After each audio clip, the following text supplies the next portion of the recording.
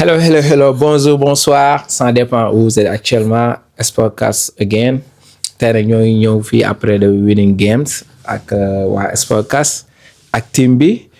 di bëggee Big Mo moom mi ngi Angleterre dafa mujjee ñibbi quoi moom baa ba final di ñibbi da nga weeri de ak 13 moom ñëwuloon moom mooy l'homme qui est derrière tout ça moom mi ngi Londres moom ñëwul xaw ma xam naa nag jobbee ko tee mais gars yi ñu ngi lañuy bëggee bu baax a baax di nuyu ñëpp tey nag dañoo am gan bu spécial waaw ñu ngi am MK fii nii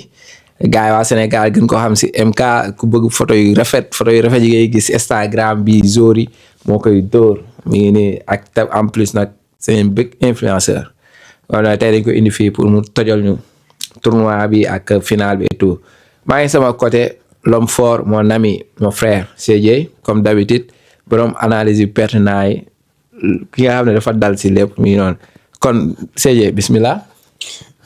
non bi maama instant ñu lay ziare non yow kenn du yow mon frère yow bilaay mais gars yi maa leen ziare yéen ñëpp tamit ñuy suivre di leen dalal ci suñu épisode bu bees bi di leen ne félicitations à nous ba xol yaa ngi féex mais félicitations à nous vraiment ni yow moom neex na trop di rafetlu tamit di am contentement ci gaynde yi après dinañ ci ñëw tamit des vrais lions vraiment jusqu'au but lañ combattre di am contentement moom dama bëgg moo tax li ma bëgg a wax ba bëri mais xam naa ci biir épisode bi dinañ ci ñëw sooba yàlla ci supporters yi ci gars yi ñëpp quoi maa leen bëggee quoi vraiment di jaare tamit MK waaw l'homme fort from photo yu baax yi ak influenceur bu mag waa Sénégal xam nañ ko bu baax di la bëggee tamit di am contentement ci sa teewaayu quoi. mu ngi noonu comme ni ko moo nami waxee rek CJ MK nga xam ne pupille yu bëri Sénégal su ngeen a xamee yàlla ak moom la ak championnat bi nga xam ne gars yi nekk diaspora dara du leen frais ci moom la moo nami MK loo wax. waaw hello guys maa ngi leen di bëggee bu baax a baax tey moom dañ maa invité sama ndaanaan yi ñoo ma dalal waaw mi ngi noonu ñu ngi nii rek xam nga nekk ci activité yi di daw xam nga bu dee bëccëg bëgg gars yi kontaan que ce soit ci vidéo yi ci photo yi et tout ça photo yi nag maa ci gën a néew ñi gën a aay ñi ngi fay sama ginnaaw mais c'est la famille ñun ñëpp benn boo mu tuddee tudd nga gars yi jaajëf.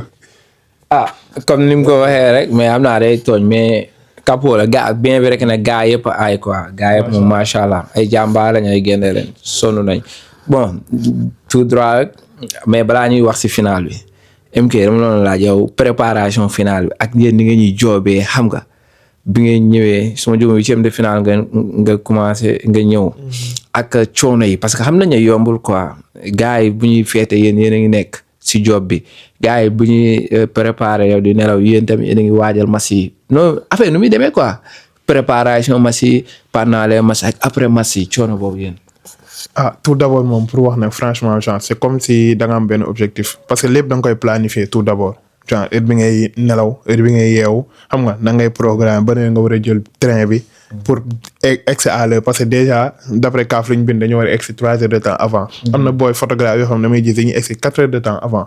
mais comme par exemple vu que moi je joue plus de 2 rôles. en même temps je suis vidéaste damay filmer di photo xam nga sama defaree fii nii ak nii mun naa ne ñun on est plus dans l'action que même nekk fii di jumeler même bii ba mu duggee gars yi ñu ngi yëngatu mais ñun suñu yëngatu vite fait la parce que ñooy photo on a mënuñu nekk chaque instant di kii mais préparation moom comme ni ma la ko waxee moom li ñuy yeewu xam nga lépp da nga koy planifier heure bi ngay jug heure bi ngay yeewu xam nga defar sa bagage yi xool bu dee fàttewoo dara nettoyer appareil yi lentille yi objectif yi xam nga parfois nga dem ba ci bi am loo fàtte nga récupérer mais foog dañuy jël suñu temps vérifier mën nañ vérifier 2 à 3 fois pour bañ a rater dara xool carte mémoire yi bu dee formaté nañ ko xam nga wala bu dee sécuriser nañ yenn éléments yi waaw parfois ñu yóbbaale comment dirais-je suñu clé USB au cas bu dee ordinateur bi dafa fees mais loolu noonu yëpp kër ga nga koy régler mais pour te dire que bu ñuy dem on a besoin de tout pour être au top xam nga préparer lépp pour am yor minimum ni nga yor 2 à 3 objectifs pour circonstance mu nga dem par exemple 110 200 bi doxul nga jël 100 400 bi wala jour bi jege la mu nga yor ba ñaari objectif benn bi pour 24 millimètres bi au cas jour bu la jegee nga photo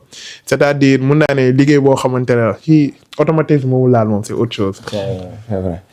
li yombul de comme ni nga xamee man mii sa yu bëri maa ngi ci mais yu bëri xaw ma ko kon moom gars yi nañ ñëw si yow jege CJ yow dem nga nekk créateur contenu comme ni nga xamee comme ñun ñëpp nga war a tamit préparer sa mas comme ñëpp di nga def avant pendant ak après yow en général yow sa routine nan la demee journée yi interview yi ak yooyu noonu. bon d'abord moom man moom dañuy jéngu rek moom waaye ñun moom mënaguñu quoi waaw xam nga rek te bon bu dee routine am nañ benn routine xam nga maa yow ñuy doore ba pare dañuy xaw a déggoo waaye bu dee interview yi dañuy ànd ak flow bi rek xam nga dañu am benn plan spécifique bu dee interview mais affaire bi avec le temps quoi xam nga benn instant dañuy def benn affaire xool lu muy doxalee su jaarul yoon ñu xool ñu ci wala defaraat wala li ñuy gën a améliorer xam nga mais comme di ko si grand waxee ke MK affaire bi yombul mais avec le temps affaire yi dina ñëw quoi mais d'abord sax balaa may wax leneen man bëggoon naa remercier photographie quoi vraiment ndax liggéey boo am solo ñoo nañ def vraiment maanaam ñoom ñoo tax ñuy dund li xew ci CAN bi même bu dul photographie tamit ak éditeurs yi xam nga gars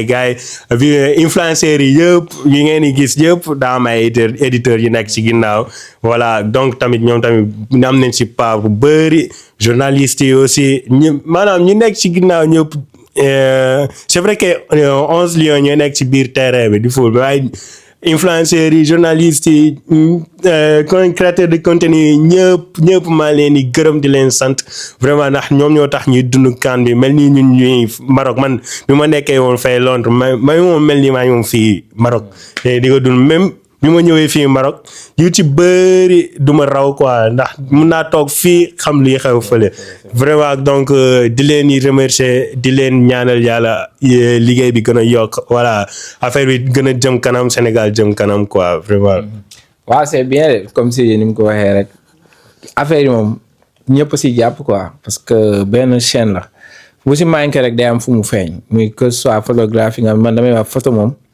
c'est quelque chose boo xam ne nii c'est émotionnel quoi da nga koy yëg rien que et que à l'instant T mën nga ko bañ a yëg mais après quelques jours wala quelques années ngay xam importance photo boobu noonu ñu la jëloon kon l'image ça parle après vidéo si ñëw éditeurs yi ñëw créateur de contenu influenceur ku nekk am na rôle booy jouer quoi ba moo taxit man comme ni ñu ko waxee je tiens à féliciter tout le monde léegi nag droit au but gars yi ndam am mu nekkoon loo xam objectif boo xam ne ñëpp moom lañu amoon bi ñuy ñëw ñëpp muy Sénégal bi nekk Amérique bi nekk fii bi nekk fépp avant ñuy dugg ci match bi yow noo doon préparer final bi ak ban confiance nga amoon est-ce que tu avais des doutes yaakaaroon nga ndax dinañ ko def wala duñ ko def MK yow nga dikkal ma ci loolu rek début final balaa ñuy dugg ci final dëgg-dëgg. waaw man moom pour ñu doon suivre sama Snap ak sama TikTok xam naa dañuy gagné carrément kii moom il a pas la pression parce que man xamoon naa dañuy gagné gars yi. man match bi gënoon métti match piège pour man match Mali bi la. man bañ ci génnee tiitatuma benn match. ak équipe bi ñu am banc bi ñu am surtout bu ma xalaatee banc bi. non damay ne c'est autre chose on va gagner. waaye franchement loolu moom beneen affaire la foofu moom damay bàyyi après ngeen ñëw si mais daal ni ma ko préparé non stress xam nga maa ngi waroon jug 9h nag. mais xel bu dal moo tax midi laa mujjee yow jël sama temps ndékki xoolal defal jël sama mu xam sa xoolal defal sama mu xam sa au calme xoolal lekk sama mu xam sa ba suur toog ranger waat bagage yi xoolal julli 2h ba pare moo jullee 2h ba pare laa jël driver te comme ni ma la man mbuta laay jël gars yi dañoo ne man dama dox damay jël mbuta bi teg sama valise bu 18 teg waa ji teg ko ci kanam non gars yi dañuy dawale mais man moom sama vibe sa laa xel bu dal rek bisu ndam la xam nga mu ñëw dugg jël si mbuta bi yéeg après dem si waaw gaar bi fay ticket bu 45 dirham tu vois mu yóbbu ma ba Rabat ma dugg jël sama temps waaye teyloon naa sax dem ba duggee buntu supporter yi laa duggee. nga gis gars yi ne ma mais comment tu as fait pour passer ta valise ma ne je suis un photographe. ouais c'est pour ça sénégalais gars yi ne tu es sénégalais ma ne ouais vous avez un match hein on parlait vite fait tooñante après ma duggee jël sama temps mais. ci biir moom mais su ma xamoon nag 11h boobu ma ne damay 9h boobu noonu laay teel a jóg parce que ba ñu duggee toog naa mën naa ne 2 heures de temps balaa may am ticket parce que aski bi y avait énormément de monde te pourtant je suis venu tôt 15h fa la ma fekk léegi ci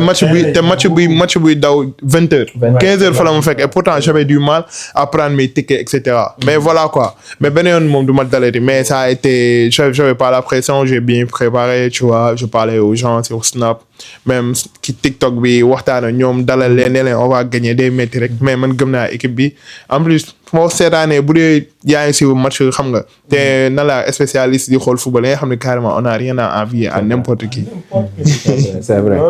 yeah, comme ni mu ko waxee rek 10 dafa neex de 10 ba 10 moom soo defee doo am pression benn si bi rek dafa mais comme ni ma ko waxee kii moom du tiit man moom daf ma jaaxal quoi man dama di est-ce que sénégalais la je vous dis moom mii moom fu day seetaan wu calme di jël temps de vidéo man je peux pas faire ça en fait man moom damay concentré wu donc si ji xanaa seetaanoo si moom yoonam quoi moom mi ngi cool man loolu noonu bëgg naa yow man daal loolu noonu foo ko jëlee quoi ak suñ duggee si ma ak yeneen mais ma daal non mais c'est que comme ni ko MK waxee rek kay saay am équipe maanaam ay effectif bu ñu yor day dalal sama xel quoi surtout ak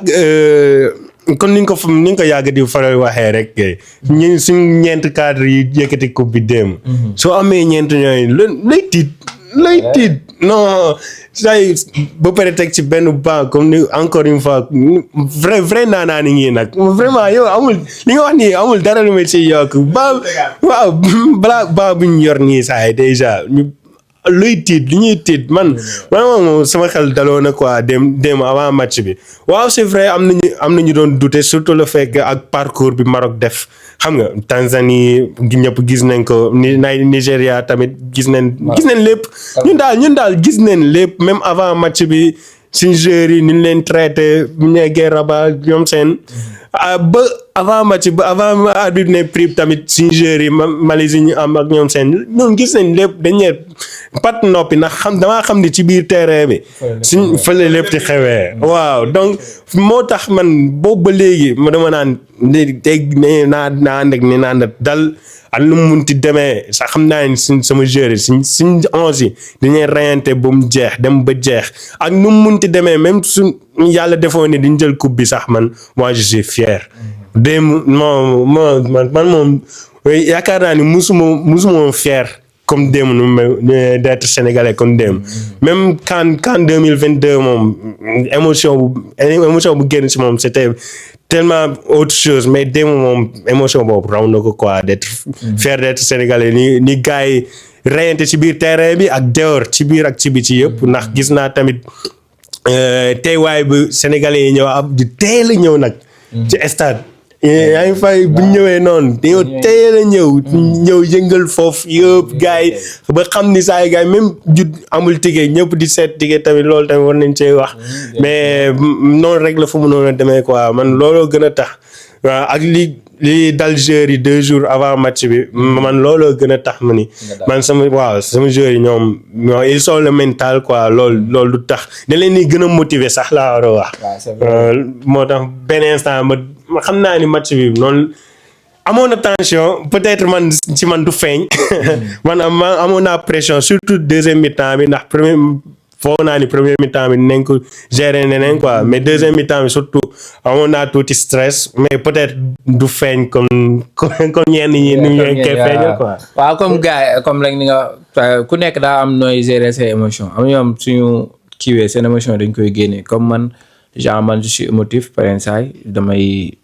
génne li nekk si man quoi mais moom peut-être mën na ko garer et que loolu moom damay koy wax nit ku nekk ak ni la yàlla bindee mais bon. on s'adapte surtout soo yàggee seetaan yenn match yi tamit ak lu mën di xew da ngay am dal quoi te xam ne football kese la après nag ñu jógee si loolu ñu ñëw loolu moom yow laa koy bàyyil vite fait nga répondre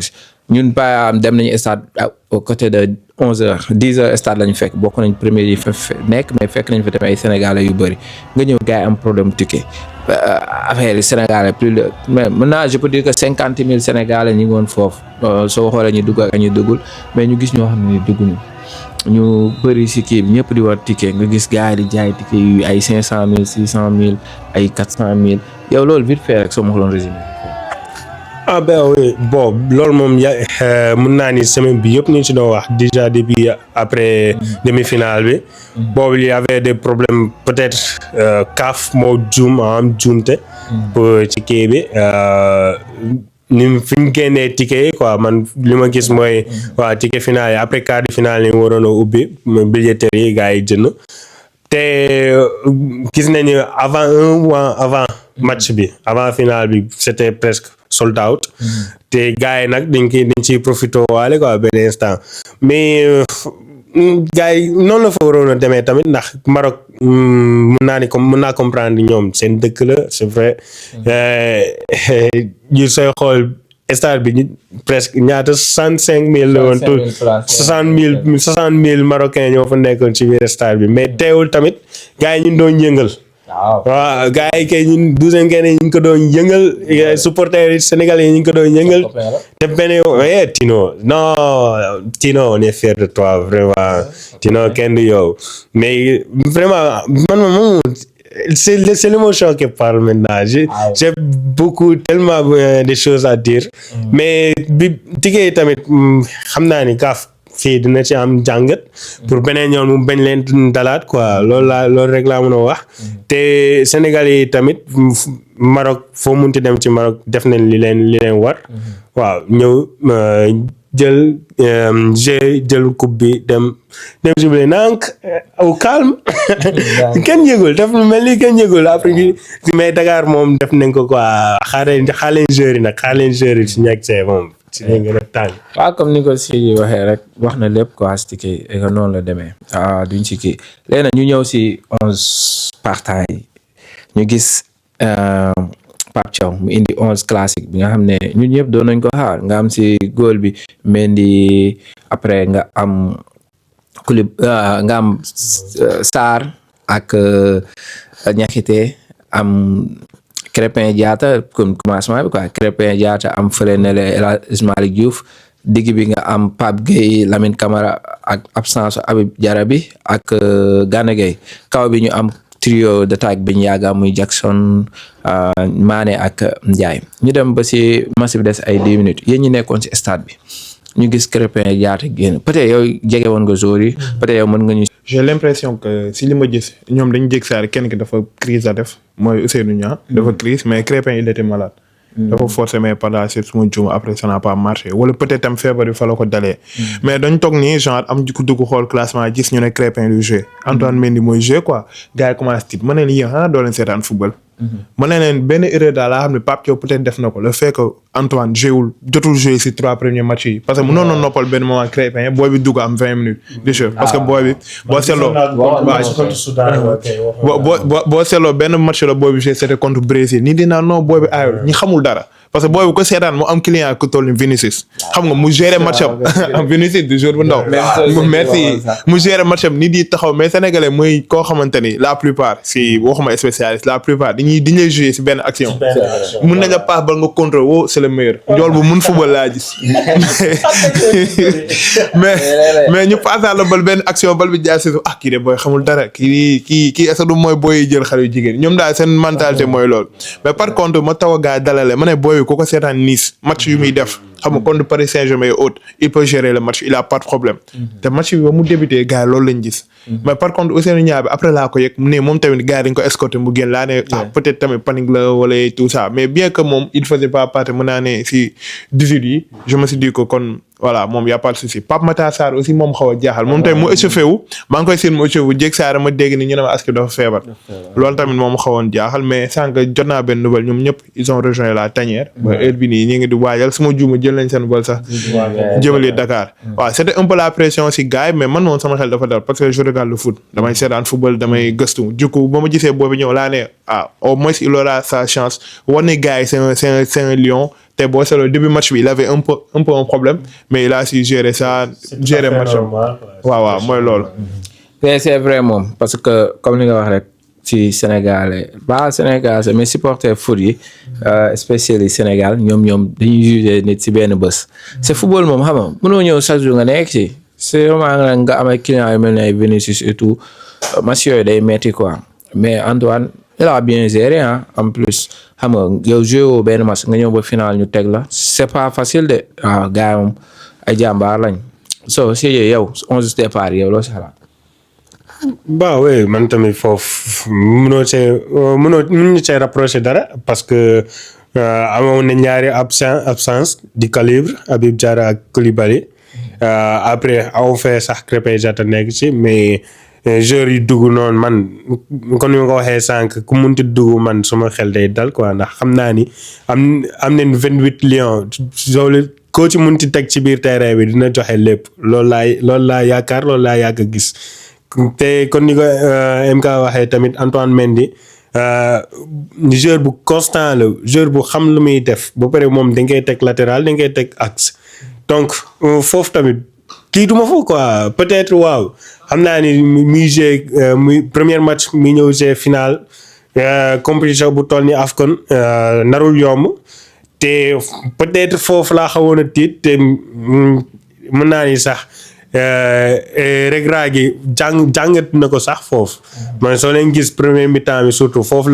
la gënoon a percé quoi El Zazouli ak beneen boy bi Saybari xawma foofu leen doon gën a digé seen ceel boobu di ko sët quoi te Iliman Ndiaye sax il avait difficulté ak ñëw di ko jàppale affaire yooyu mais après il a bien joué moom def na taxaw quoi loolu laa gis quoi Antoine Mendy il s'est adapté bien. waaw léegi ñu gis benn premier mi-temps boo xam ne nii c'était serré quoi si ñaari équipe yëpp ñu gis tamit des coach très tactique ku nekk nag indi système de jeu et que premier mi-temps bi ñu gis benn coach Maroc bi moo bu teg pressing sénégalais parce que pressing haut la jeeg ñun soo xoolee premier mi-temps bi bal bi pour ñu génnee ko c'était très difficile bien vrai que Sénégal tamit doon nañ forcer pour génnee bal bi carrément ñoom tamit suñu yoree bal bi sénégalais duñ leen may jàmm ñu gis benn bataille rude ci milieu terrain bi xeex bu méttee métti une masse très équilibrée et foofu noonu loo koy ban analyse nga si am ak noo gisee woon jeu bi premier mi-temps bi côté boobu. jeu bi premier mi-temps li ma si jot a jàngat ça veut dire que Marocains yi dofuñu ragal nañ Sénégal bu baax a baax. parce que même lu ñu doon pressing dañuy sóoraale parce que comme premier bloc bi nii comme Mamadou Sarr day jël bal mun na génne avancé waat bu defee passe si Gana Gueye ñoom côté boobu la ñuy song mais tant que mi si diggante Mamadou Sarr ak kooku di comment dire ñaxate duñ song. te je constaté aussi man li ma gën a choqué mooy Sénégal fa lañ jàngee maîtrise de bal bi gars yi dañuy teg bal football. pression nu mu munti amee duñ tiit. surtout Edouard Mendy man moo gën a yëm parfois quand il a le ballon damay tiit damay ne mais ni muy def ba léegi nii mënu ma ko wóolu parce que damay ragal mais t'inquiète mais de toute façon du koy téye xool gars yi sonko mu passe balu ci digg gars yi tàpp peut-être daal premier mi-temps bi xawoon nañ ne ñoo leen dominé woon mais après Lamine Camara dafa xawoon génn tuuti si match am carton jaune bu mu jël ak bal boobu muy dóor alors qu'il pouvait décaler à gauche xam nga après moo seetaanee action bi laa ne mais Lamine Camara yi lu ko neex la def mais genre xam nga boo nekkee si match bi ba pare naar yi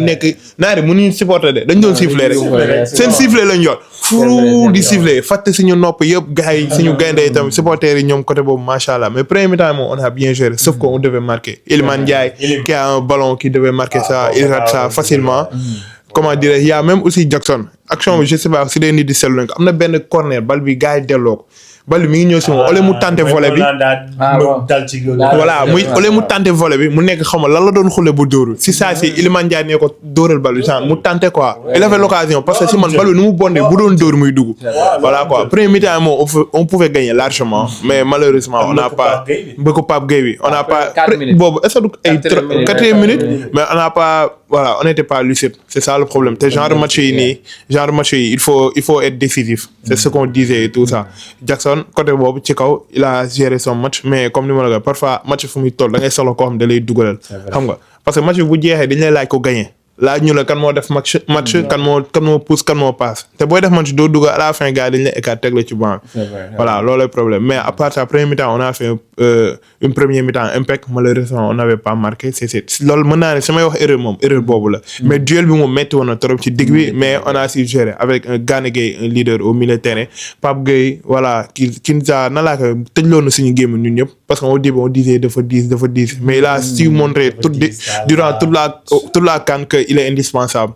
par sa façon de jouer et tout ça jëm nañ ko fi tekkale man jëm naa ko fi tekkale kooku di partie 6 et tout ça mais rien à dire Pape Gueye c'est un voilà géré na kaanam mooy loolu.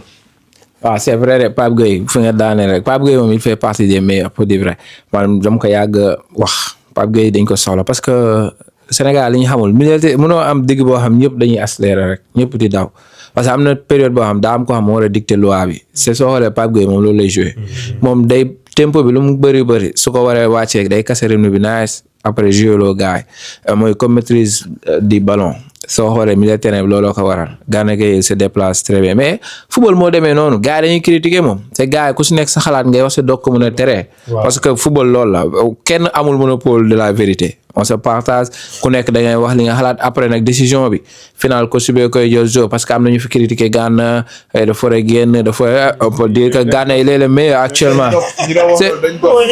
tu vois am na début bi ñu doon critiquer Sadio dafa màgget tey ñoom ñooy jooy ne warul bàyyi tu vois yooyu noonu yëpp Sénégal moo demee noonu mais alhamdulilah ba suñu joueurs yi am nañ benn mentalité boo xam c'est xam nañ ne football moo demee noonu ñi lay critiquer suba ñoo lay tagg ñi lay tagg tey ñoo lay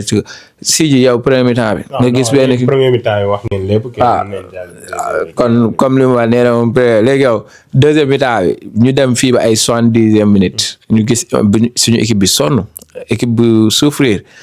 gars yi teg ñu pression bu metti foofu noonu yow loo gis looloon xalaat ak après nga ñëwoon ma si changement yi changé match bi. voilà bon kon ñeen ko waxee de premier mi-temps yi waroon nañ gën a efficace quoi man looloo tax deuxième mi-temps yi moo xawoon a tiit quoi ndax mën naa ni premier mi-temps il n'y avait pas beaucoup d'action ñaari côté yëpp mais ñun ñoo amoon action yu gën a clair quoi surtout jàkkaarloo yi Iliman Ndiaye bi quoi yooyu moom genre action yooyu surtout final da nga kaa war a rey quoi da nga war a rey kii match bi te genre match yi sooy nekk foofu di raté yu bëri beneen équipe bi day ñëw fattal la benn kay taxaw di la déglu foofu tax deuxième mi-temps bi ma xawoon a tiit affaire yooyu dem ba 70e minute gisuñu benn changement ci côté Pape Thiaw te tout maanaam tàmmuñu ko ci moom quoi xam nga mais le match c'était très serré donc benn instant compréhensible quoi maanaam dinañ comprendre lu tax deful changement bëggul casser le rythme nii yenn joueurs yi en fait après ñëpp nekk ci en fait waaw xanaa benn Lamine Camara xanaa mun naa ni daa xaw a génn ci match bi deuxième mi-temps moo tax ak jaune bi mu jël sax peut-être moo tax 80 minutes xaw ma côté yooyu la def changement yi bon changement yoo xamante ni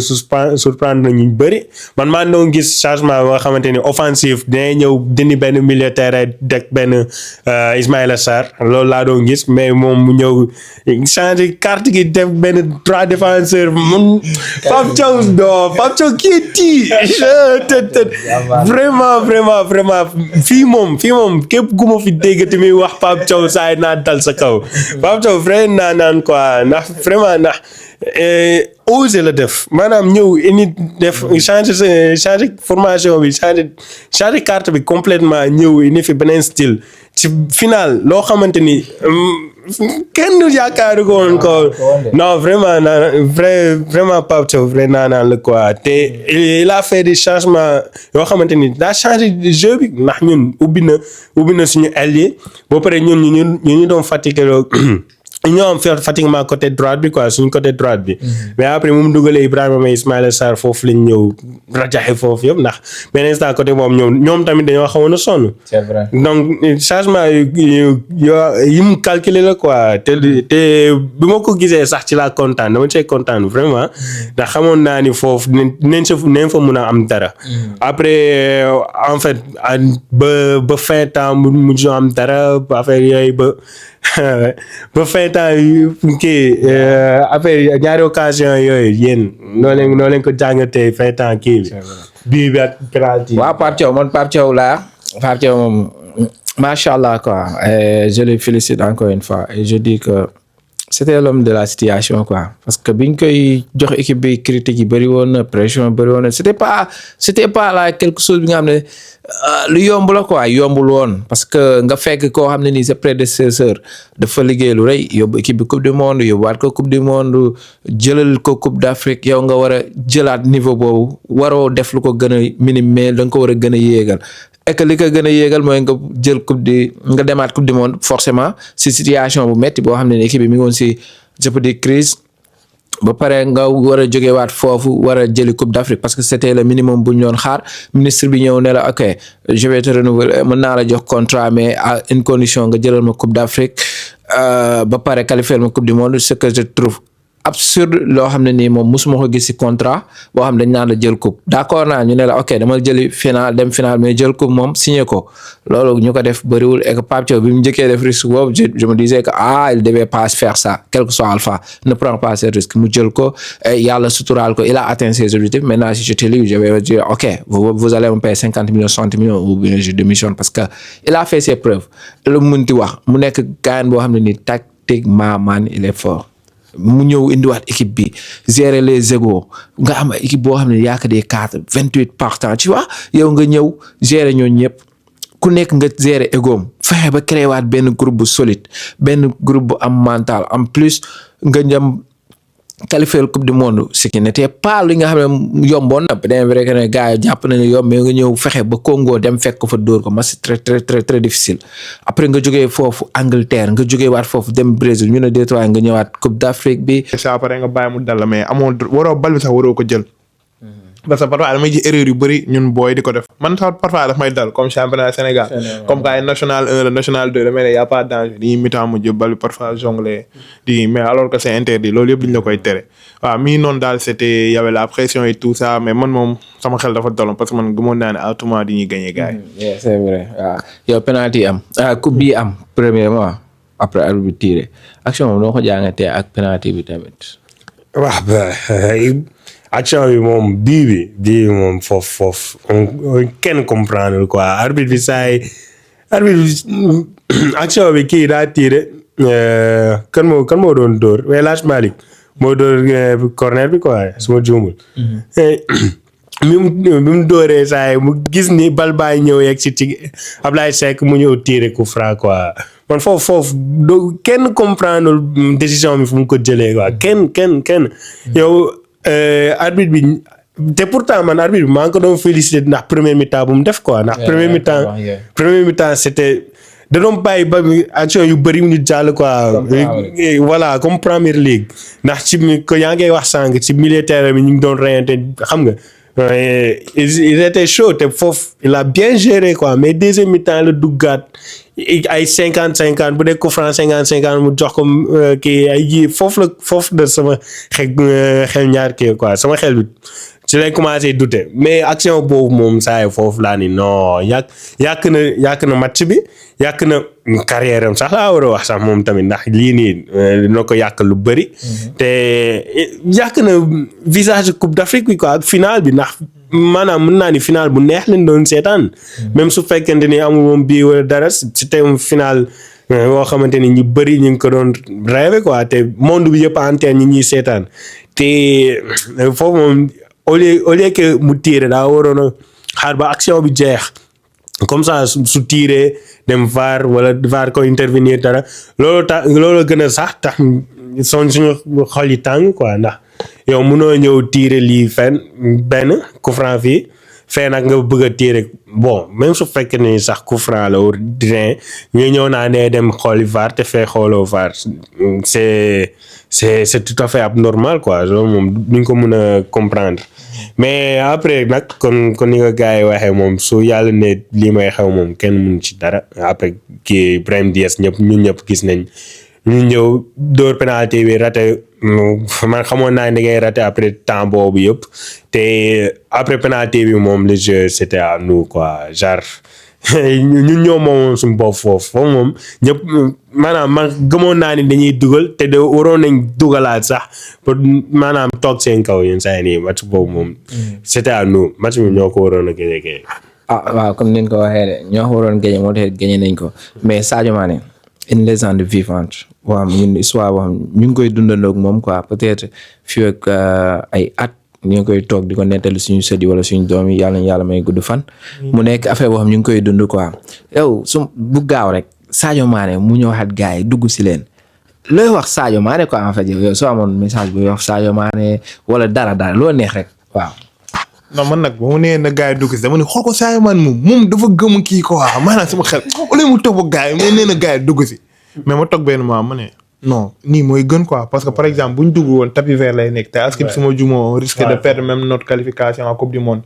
à cause de ça après mu xëcc gars yi ne gars yi dugg si affaire yooyu noonu Edouard Mendy taxaw si camp yi xam nga ñëw taxaw tourné jég saa Sadio duggaat si te dugaat si fi ñuy dóoree penalty wax at bi ne ko gars yi ñu ngi coow fële affaire yooyu noonu. Edouard génn déconcentré kooku di Brahim Diaz après mu reculer waa affaire yooyu mu xool Sadio Mané mais dama ne non man nag su may Sadio Mané su ma koy xool. damay ree rek. j'ai même pas les mots wallahi j'ai pas les mots su may dégg parfois yenn action yu muy def parce que di nga yàlla sa jëf rek la lay fay. Sadio Mané lu muy def rek ay nit. du ma benn anecdote toog naa dem Dakar Arena du ma ko fàtte ma xamante benn waay fa lay jobee waa Sejip moom mooy gérer ascenseur yi. mu ne benn jour dañ toog nii tabaski benn camion gaari na leen ay xar ba mu fees. képp kuy liggéeyee Dakar Arena ñu ne dama nga jël fële xar Sadio Mané moo ko mayee. grandeur bu mu am parce que imaginel benn. beaucoup de choses que yoo xamante ni gars yi duñ ko sax. non imaginel par exemple benn nit man ma war a jënd xaru 250 000 ma yor 100 000. xam nga am problème mu xar toog fa laa koy lijjantee di leb 20 000 ñu ne ma Sadio Mané moo la may fële xar. kooku bu la ñaaneelee ñaan bi day dal wala du dal. moo tax Sadio Mané yàlla xolam rek la koy fay. xam nga te àdduna bi moom li ngay def rek la yàlla di fay mii nii xam nga. teg am na benn action bu mu def bi mu jeexee nee na c'est fini de. après mondial bi day bàyyi de am na vidéo bi jël naa ko posté mais c'est autre chose. non man moom dama ko bëggal sama bopp man sama koy gis damay ree rek man je peux rien dire de mauvais sur lui parce que maa ko bëggal sama bopp. c'est un jour boo xamante ni voilà il est incontournable koo xamante ni dem nga ba xaw ma fan la ñu wax ginnaaw màkk xaw ma leen imam bi toog ay milliardaires toog ñu lay xutba di wax si yow. xam nga naan portable bi nga yor ëmbul bu mu ëmbul Sadio Mané yaru na Sadio Mané doo ko dégg si dara vie privée nit xamulu ko dara Sadio Mané di toog bay defantu du n'importe quoi xam nga moo tax gars yi dañu war roy ci moom surtout booy U17 U20 man moom su ma leen di conseil dëgg roy leen ci Sadio Mané ngeen ut entourage bu baax parce que Sadio xamoon na lu mu bëgg gëmoon na boppam te laaxatu woon na doo ko dégg ci dara. yow. message fort quoi. message bi kay ni ko waxee moom. loolu si Sadio Mané Sadio. non genre moom dama kaa yàgg a bëgg moom wax dëgg fa yàlla moom depuis ta Sunderland bu avant boobu xaw ma ko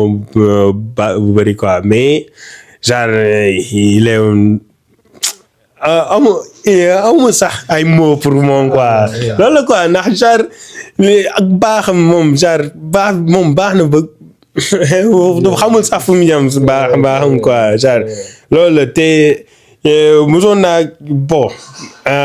ba dajam stade nii dajaak moom xool ko ba damay koy xool nii Wembley la woon quoi damay jàkkaarloo noonu nii di xoolal jàkkaarloo moom di ko xool genre mel ni moom genre du nit sax mais vraiment après of course bien sûr biñ dajee moom Londres keroog waxtaan ci ngay xam ne moom xamul quoi moom xeebul kenn ba pare du muy def comme dem sànq rek suñu l'homme fort 13 yéen nga xam ngeen ko ñu doon waxtaan ba mu ne ñëw démb Baraka Mané moo tax ñu gagné coupe bi te gëm naa lool sax man loolu laa gëm moom maanaam d'accord naa ci loolu quoi maanaam moom lu mu def yëpp moo tax ñu gagné kii coupe bi quoi ak sacrifice yu mu def yëpp maanaam ñun Sadio Mané ñun amuñu fayam quoi laajatul la dara wax dëgg fa yàlla même ñun moom bëgguñu ñu nga bàyyi ñun moom bëgguñu Sadio Mané bàyyi mais en tout cas daal na xam benn affaire moomu boppam de moomul boppam de ñun bëgguñu bàyyi de moom su fekkee ne daa war a raam daa war a indi kay dañoo foo ñu am yeneen 3 wala 4 Sadio Mané même si xam naa ni munul nekk loolu musa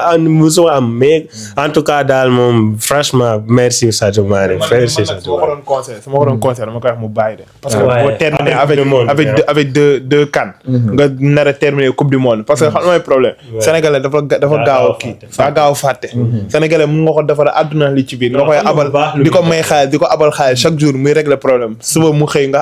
àbb la nga ne ko amoo mu ne la kii daa bon. moo tax moom man moom su ma sañoon moom Sadio moom comme que moom waxal na ko boppam de parce que moom dafa mel dafa xam loolu. Sadio du nitu neen de. Sadio day gis du nitu neen. après mondial moom xanaa dinañu defal mondial bu baax. mais tamit bu leen fàtte il a fait une très bonne préparation. te kon nu ma la koy Sadio lépp si suuf lay def am na benn vidéo bu ma gis benn waay Sadio avant CAN bi xam nga ñoom seen championnat moo njëkk a stop. Sadio da doon entraîner comme pas possible. pour annuwaat fort. c'est-à-dire comme li ma bëgg a jàngal gars yi c'est pas parce que dañ lay critiquer rek que ayoo. parfois bu ñu la critiquer mën nga jël critique nga def ko lu positif nga liggéey si. mais mënoo bàyyi comme par exemple nit di la critiquer nga bëgg ko mere. parce que ku la bëgg rek a lay critiquer. ku la yéene rek a lay critiquer te loolu critique yi buñ la critiquer naa ne kii lu mu wax am na fu mu ko teg kon loolu la damay def tout ba du ma ko wax mën nga ko jàppee noonu mais si côté liggéey nga ne ko non kii du ma waxate lii kon damay dem job ñëwaat ak doole te mii nii saa yi dafa ñëw premier match mu def match amul fenn gars ne non neex deuxième match contre Congo ñu jaaxle mu dugal jël homme du match yenn Sénégalais di hésité naan saa yi nii ñi naan saa yi ñëwaat na troisième match mu defaat même rythme bi rien à dire daal saa yi maa ne daal voilà ku ko roy moom xam naa ne doo mës a am lu la métti. waaw comme ni nga ko waxee rek man moom Sadio genre nekkul ne nit boo xam mënu ma wax si moom et que dama naan idole la et que quand je parle idole waxuma le jour quoi mais l'homme en tant que tel leçon kii moom dundam leçon de vie la quoi pour ñu jeunes yëpp d'ailleurs bi ñu dee London wax naa ko lan laa ko dama ko ne tout ce que je veux mooy benn conseil boo may jox rek ma ne conseil vite fait rek soxla ma leneen quoi mu ne ma patience góorgóorlu dina baax ñetti mooy lañu wax vidéo waa ngi sampa mu ne patience góorgóorlu day baax loolu ama mooy fort que ça m'a beaucoup fait réfléchir le gars fi mu aw yëpp am na benn période ñu koy woowee Samba Alaar am na benn période mu nekk nitu beñkat boo xam jooy na gagné na match sax maa loolu la woon vidéo bi gagné match contre Guinée teewul mu tëdd si terrain bi jooy jour yëpp ñëw di ko yëkkati ñoom Aliou Cissé tout action boobu noonu mu nekk image bu doy waar et que il a parti mu échoué dem quart de finale raté penalty mu échoué critique yi bëri mu jógee quart de finale dem qualification Coupe du monde qualifié bi teewul critique yi Samba Alaar li muy def Liverpool du ko def le gars il n'a jamais abandonné jamais abandonné il s'est bossé comme like xam ne gars yi dañ koy critiquer mais bañuñu ko parce que dañoo xam talent bi dañoo xam li nekk si moom dañoo xam ne sans moom Sénégal du si génn et là su tamit moom porter ses valeurs ne ok c'est à moi de le faire man la fi yàlla teg il faut que man nangu ko looloo waral loolu tax mu ñëw defal ñu lu ñu kenn musul defal loo xam ne ñii ñëpp waxoon nañu c'était impossible muy indil ñu CAN là si mu amee nañu benn CAN ñu ne noonu fi la yem Sadio il a continué à bosser bëggul kenn ku ko yeb ba defatuñu image fépp si àdduna bi Angleterre soo fa demee Sénégalais premier mot bi génn Mané le gars est humble foo dem Mané is humble. foo dem ci àdduna bi loolu la dañ lay respecté quoi. Mané nga ñëw Coupe d'Afrique bi tamit c'était une émotion forte te teg ci di ñaanal équipe bi voilà ñu affaire yi gën a baax affaire yi gën a suudew équipe bi tamit mondial bi ñu ngi koy waajal ñeen a gën a xam ñu ñeen continuer di ñu bëggee quoi ndax temps yi moom ñu yëg nañ foo xamante ni bëgguma fa wàcc de den saa yi nii ca kaw rek de maa ngi gis sans classement FIFA quoi ñuy 12e man xoolatuma ay 18e ay 20e de yéen saa yi nii bokk ci première 10 yi kay waaw pourquoi pas mën nañ ko on peut le faire on a l'effectif quoi genre mais aussi quand même di féliciter fédération bi quand même aussi parce que ils ont bien géré vraiment du début au fin géré waaw du ministère mais fédération ils sont bien géré quoi hôtel yi ak fi ñu war a réclamer ñu réclamer fédération Maroc mi suñu war a defante ak ñoom ñu defante vraiment fédération bi première CAN ñu ñëw jël ko aussi donc vidéo waaw vidéo niveau mais voilà yow loolu ci mën a wax ci iLead Studio si di taal ak ñi doon gérer vidéo yi quoi. non ki doon gérer vidéo je pense que c'est nan laa mun a tubaab la. mais il est très fort. man en fait sax CAN bi j'étais venu carrément pour faire des vidéos mais quand j'ai entendu le problème avec la CAF qui interdit les vidéos et tout ça du coup je me suis dit que je vais faire des vidéos garder ça pour moi après je me concentre sur les photos. C'est difficile de faire les deux en même temps, photo comme vidéo. Avant, je faisais ça, mais j'avais du mal. Soit quand j'aurais pas le but, j'aurais les actions à prendre des photos et tout ça, mais c'est difficile. Mais en tout cas, élite, référence qui photographie, tu vois. Jeune bu dem bay dugg si wàllu photo bi Sénégal et tout ça, si moom ngay bàyyi xel si moom ngay xool, xam nga. Bëri na tey day jàppale booy di leen defal ay stage, rien à dire, amul benn problème boo ko message nee ko nii waa grand bi xam nga dama soxla lii grand bi loo xalaat ci lii dalay tontu ci saasi xam nga wàcce na boppam heure bi dafa bëgg tax a ñaare mais ñemewul nag aaw bi may naa la fit xoolal am na ñaari étoile taxal ñaareel. grand maa la ko may taxal garaaw après man naa ko gérer problème bi naa ko gérer. tegal ko 2 étoiles yi rek. waaw man benn mot rek vite fat félicitations yi tamit ci bon sénégalais yëpp quoi mun naa ni ndax c'était mun naa ni la première deuxième fois ma gis ni ñëpp booloo nekk benn bokk benn objectif ñi même budul ñu jugee ci diaspora bi ñëw ak ñu jugee Sénégal ñëw seetaan si jox supporter équipe bi quoi ndax c'était très émouvant ci demi-finale bi contre Égypte nga gis stade bi fees dell ak ay sénégalais ñëpp di supporter quoi ñëpp bokk benn objectif c'était très émouvant quoi te gëm naa ni foofu tamit ci match boobu contre Égypte ak Mali ci la gaynde gën a joueurs yi gën a am confiance quoi te di leen féliciter même ñu ñëwul quoi ndax gis naa ni waa New York ñu doon yëngal waa Paris waa Londres waa Bergamo fépp waa Espagne waa Argentine ñun ñëpp ñu doon yëngal te vraiment maa leen remercier di leen gërëm yéen ñëpp di leen gërëm yéen ñi doon seetaan quoi wax dëgg fa yàlla su fekkente ni dama fay joxe ay kàddu yu ma fa waroon a joxe tamit maa ngi kii non bàyyi ma tëj rek ma jox leen kàddu yéen naanaa ñi quoi di leen gërëm encore. Bon, like I want to say, like that's this one we will go forward in English, like just one word or like 1 minute to the Moroccan supporter or the Moroccan people to just say them thank you and what did you see about them, how they help us in Tangier and bring everything. So just one word in. No, we are really happy about the Moroccans people, Moroccans fans. Like since the first day, we had like they welcome us like brothers. Obviously, like I was really surprised. Obviously, because I heard some things before coming, and but I didn't see any of that, and I was really surprised and really thank you. It's just a game, obviously, about yesterday. It's just a game. That's what happened. What happened yesterday is on the past. Yeah, everyone knows that Moroccan and Senegalese are brothers. Like nothing changed. Obviously, even from my side, after the semi-final, when we know that Senegal and Morocco, I was saying words and whatever. Like it's just a game. It happened, and I'm sorry if I say anything or I did anything that I was supposed to. But yeah, everyone like we say thank you. This one was the best AFCON, obviously, like in base of infrastructure, organization, like welcoming, everything was really calm. And people are saying that every year we should play it in Morocco. Why not? Why not? Like bring it on, because if it's like this, man, me as well, I want it like this every day. Every day. Thank you, bro. Thank you. Really appreciate. Comme ni ko Sédhiou waxee rek moom premier remerciement je le donne à la population marocaine, à qui je remercie beaucoup, toute la population sénégalaise vous remercie pour votre bienveillance par rapport aux Sénégalaises, votre ouverture d'esprit. J'ai juste vu des Marocains qui sont là après la victoire. Ils ont jubilé avec nous, ce qui m'a bien touché.